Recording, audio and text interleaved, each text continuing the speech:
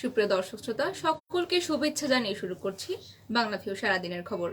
Studio থেকে এই মুহূর্তে আপনাদের সাথে যুক্ত হয়েছে আমি শ্রাবণী তালুকদার। জানিয়ে দেওয়ার চেষ্টা করব আজ সারাদিনের আমাদের হাতে থাকা বিভিন্ন আপডেট। সিলেট মহানগরীতে 2023 সালের শুরু থেকেই একের পর এক দুর্ঘটনা ঘটেই চলেছে। আজ আগুন লেগেছিল লামা বাজারের একটি টাওয়ারে।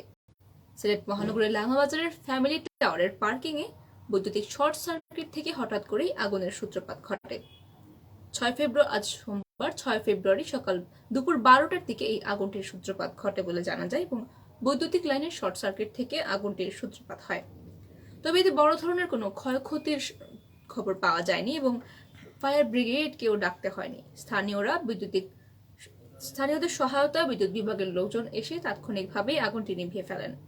তবে আগুনটি ছড়িয়ে পড়লে বড় ধরনের দুর্ঘটনার আশঙ্কা ছিল। তাছাড়া টাওয়ারের বাসিন্দা এবং ব্যবসায়ীরা শঙ্কা প্রকাশ করে বলেছেন আগুন ছড়িয়ে পড়তো তবে বড় ধরনের দুর্ঘটনা ঘটতে পারত। তবে আগুন ছড়িয়ে পড়ার আগেই তারা বিদ্যুৎ বিভাগের লোকজনের সহায়তায় আগুন নিভাতে সক্ষম হয়েছিলেন। আগামী বুধবার এবং বৃহস্পতিবার সিলেট নগরীর বিভিন্ন এলাকায় বিদ্যুৎ সরবরাহ বন্ধ করা হবে। সকাল 9টা থেকে 5টা অবধি টানা 8 ঘন্টা থাকবে বিদ্যুৎ সরবরাহ বন্ধ। জানিয়েছে এই বিজ্ঞপ্তিটি সিলেট পিউব ও বিতরণ বিভাগ 2 এর কর্মকর্তা শামসী আরেফিন এবং তিনি বলেছেন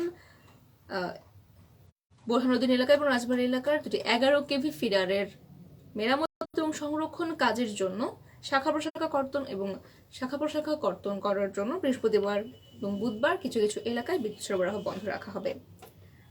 আমাদের কাছে থাকা খবর অনুযায়ী বুধবার সকাল 9টা থেকে বিকেল 5টা পর্যন্ত নগরীর রায়নগর, রাজবাড়ী, ঝর্ণার পাড়, দর্জিবন্ধ, খরাদিপাড়া, দপ্তরিপাড়া, আগপাড়া এবং আশপাশ এলাকায় থাকবে বিদ্যুৎ সরবরাহ বন্ধ এবং বৃহস্পতিবার বন্ধ থাকবে বোরহানুদ্দিন এলাকার এবং বোরহানুদ্দিন এলাকাতেও 11 কেভি লাইনের মেরামতের জন্য বন্ধ থাকবে এবং জানানো হয়েছে কুশিঘাট, মুরাদপুর, মুক্তির চক, মীরের চক, সোনাপুর, নয়াবস্তি এবং আশপাশের এলাকায় বৃহস্পতিবার বিদ্যুৎ সরবরাহ প্রায় 8 ঘন্টা বন্ধ রাখা হবে। এদিকে প্রণজিৎ পাল হত্যা মামলা এক আসামিকে মৃত্যুদণ্ড এবং 4 জনকে যাবজ্জীবন সহ অর্থদণ্ড দিয়েছেন আদালত। মৌলভীবাজারের এক ব্যাংক কর্মকর্তা প্রণজিৎ পাল হত্যা মামলায় সিলেটের দ্রুত বিচার ট্রাইব্যুনাল এই রায় প্রদান করেছেন। আজ সোমবার 6 ফেব্রুয়ারি সকালে এই রায় দিয়েছেন দ্রুত বিচার ট্রাইব্যুনালের বিজ্ঞ বিচারক মোহাম্মদ শাহাদাত হোসেন প্রামাণিক। মৃত্যুদণ্ডপ্রাপ্ত আসামি হলেন রিপন পাল এবং তার বাড়ি মৌলভীবাজার জেলার সদর উপজেলার মনোহরপাড়া গ্রামে। এছাড়া যাবজ্জীবন প্রাপ্ত যে 4 জন তারা হলেন একই গ্রামের যোগেন্দ্র পালের ছেলে বিমল পাল এবং রবীন্দ্র কুমার পালের ছেলে উত্তম পাল, অনিল চন্দ্র দাস পালের ছেলে আশিস পাল এবং মৃত তারণ পালের ছেলে চিত্তরঞ্জন পাল। যাবজ্জীবন প্রাপ্তদেরকে আবার 20,000 টাকা করে জরিমানা প্রদান করা হয়েছে এবং অনাদায়ে আরও 3 বছরের সশ্রম কারাদণ্ড দেওয়া হয়েছে তাদেরকে। আদালত সূত্রে জানা যায় 2014 সালের 30 জুন রাত 9টার দিকে মৌলভীবাজারের শমশেরনগরের চট্টগ্রাম স্যানিটারি দোকানের সামনে আসামিরা ব্যাংকার প্রণজিৎ পালকে জখম করেন এবং আশঙ্কাজনক অবস্থা থেকে মৌলভীবাজার সদর হাসপাতালে ভর্তি করা হলে কর্তব্যরত চিকিৎসক তাকে মৃত ঘোষণা করেন। দেশের মোট জনসংখ্যা 16,97,00,000 দাঁড়িয়েছে। বাংলাদেশ পরিসংখ্যান ব্যুরো BBS এর প্রতিবেদনের যাচাই বাছাইয়ের পর এই তথ্য জানিয়েছে বাংলাদেশ জনসংখ্যা উন্নয়ন গবেষণা প্রতিষ্ঠান।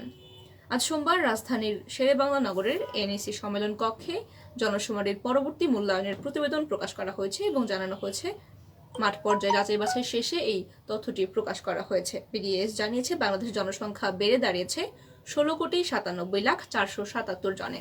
তবে BBS এর প্রাথমিক প্রতিবেদনে ছিল 16,51,58,616 জন। বিএতে যাচাই বাছাইয়ের পর জনসংখ্যা আরো 45 লাখ বেড়েছে।